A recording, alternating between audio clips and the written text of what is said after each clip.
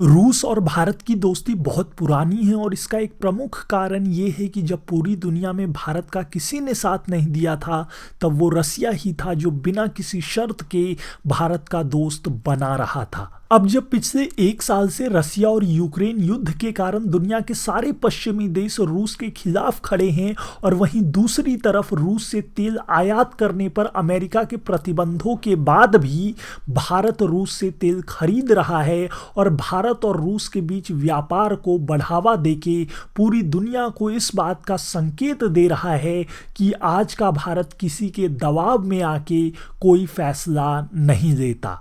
दुनिया की सारी धमकियों और दबावों के बाद भी रूस और भारत आपस में व्यापार बढ़ाने में लगे हैं। इसी हफ्ते बुधवार को आईसीटी, फार्मेसी, दवाइयों को बनाने और निर्माण क्षेत्रों मैन्युफैक्चरिंग में साझेदारी को मजबूत करने के लिए मॉस्को सरकार का प्रतिनिधि मंडल एक सप्ताह के लिए भारत का दौरा करने आया।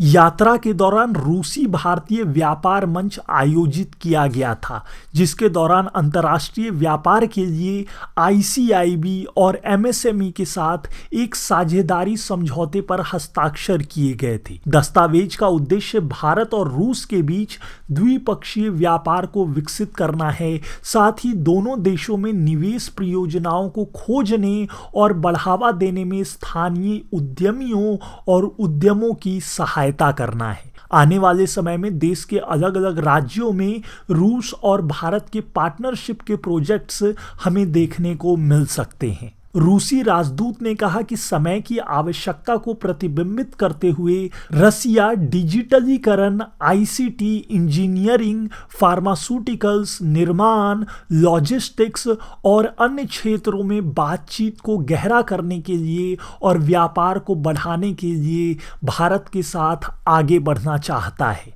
रूस ने भारत से ये आग्रह किया है कि हमें तेल के अलावा भी अन्य क्षेत्रों में साथ मिलकर काम करना चाहिए। रूस की तरफ से ये बयान आया कि हम भारत की ज़रूरतों को समझते हैं और हम ये जानते हैं कि भविष्य में भारत दुनिया में कितना आगे बढ़ने वाला है और हम भारत को मजबूत और समृद्ध बनाने में मदद करने के लिए साथ मिलकर काम करें और निश्चित रूप से भारत भी हमें आगे बढ़ने और समृद्धि के पथ पर जाने में मदद करेगा।